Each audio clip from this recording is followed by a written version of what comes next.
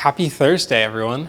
I'm so used to saying Happy Wednesday that it's thrown me off. Yesterday was New Year's, and I'm getting over a cold. You can probably hear, so I decided to postpone making the video a day. Things are good. We're getting all of the parts made right now for the upgrade kits. And pretty much everything is on schedule, but it's going to be pretty close timing-wise to get those shipped out before the Chinese New Year holiday, which is on the 15th. The last things we're waiting for, the controller boards are being manufactured right now, and we should actually get those today so we can start programming and testing those. And by get them, I mean they will be at the factory where they will be assembled. They're not here in the US yet. And then we're also waiting on the hardware bags. Those should be here this weekend. We've also asked all of our factories to share a video of the production process whenever they can, so we can share that with you. So here are some cool videos of your parts being made. So one of the changes we're doing this time around is we learned in the first batch that the linear rods were not precisely cut enough. They were previously cut with like an abrasive cutoff wheel, I believe, and we are now having them cut with a CNC lathe. So that lets us also chamfer the edge so there's no sharp edges, and they're exactly the right length, which is great.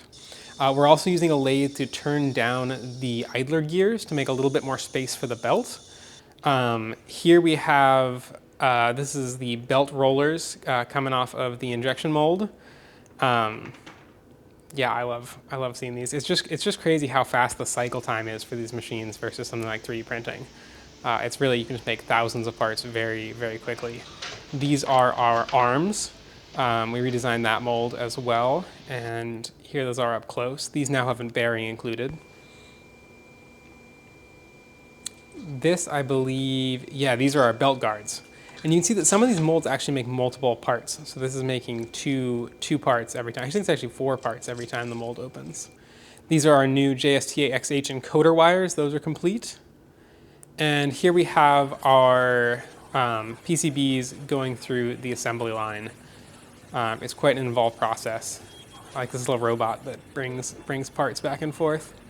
I think that might be if something doesn't pass QC, they send it back to give it another go. I'm not sure about that though.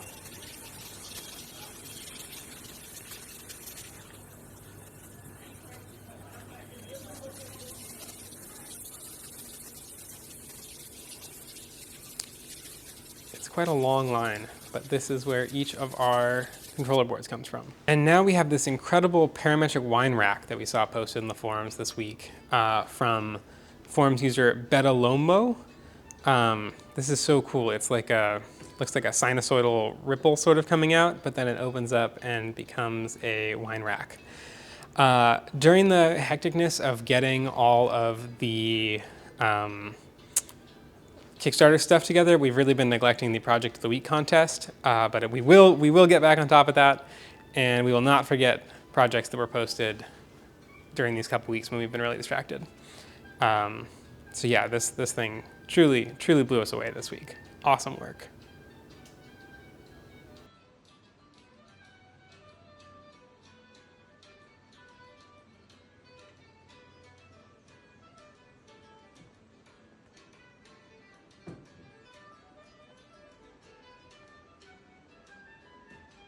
And finally this week, we've got some not so great news, which is that it seems like we're gonna have to go to court with some Maker-Made affiliated folks who are trying to trademark the name Maslow CNC to prevent us from using it. It's very frustrating. Basically, it kind of seems like, honestly, I don't really know what their angle is. They might just be trying to shake us down. They sent us a letter saying that, you know, we could pay them to drop their claim to the name. It just seems like their claim is so nebulous, and honestly, I just don't want to pay these people. So we're going to go to court. Might take years. It's going to be expensive, but yeah. So when we found out that we were actually going to have to go to court with them, they filed the paperwork. We were hoping they would just drop it. At first, I was like really frustrated that I was like, you know, who are these people trying to like steal our business's name? You know, it's like we're an open source project. We try to give away pretty much everything. The only thing we hold on to is the name, so that, you know, if you buy something online, you know you bought it from us or you bought it from someone else. And so at first I was really upset. And then the more I thought about it, the more I was like thinking about the name Maslow CNC and why I chose it.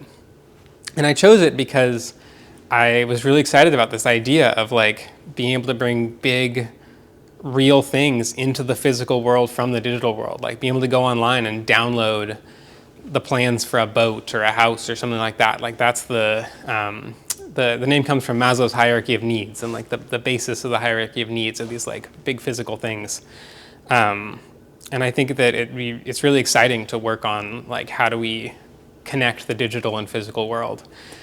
And so then I was reflecting on that, and I realized that like the name's not actually all that important. I mean, we're going to fight them in court, but at the end of the day, it doesn't really matter. The exciting thing is that we get to work on this stuff, and it's really cool, and I feel like we're making really awesome progress, and I think that there's a lot more progress to be made.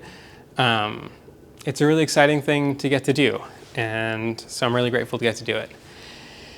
And I think that sort of our New Year's resolution for this year is to focus on that, focus on the excitement of building something cool. It's easy to get bogged down in the day-to-day grind of like, you know, like 80% of what I do on a given day is like paying invoices, checking samples, talking to people, coordinating timelines, like this has to happen here at this point, and we're gonna have to pay for this, and like how do we do that, and taxes and liability insurance and, you know, payroll and like all the stuff that goes into like making a physical thing. Like hardware is hard.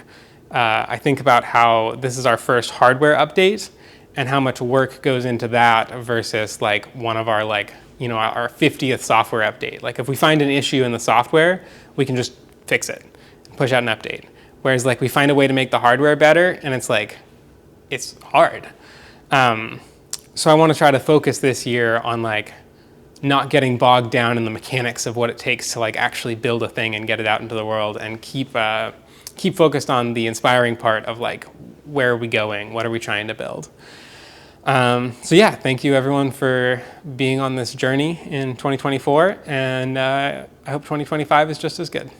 Have a great year, everybody.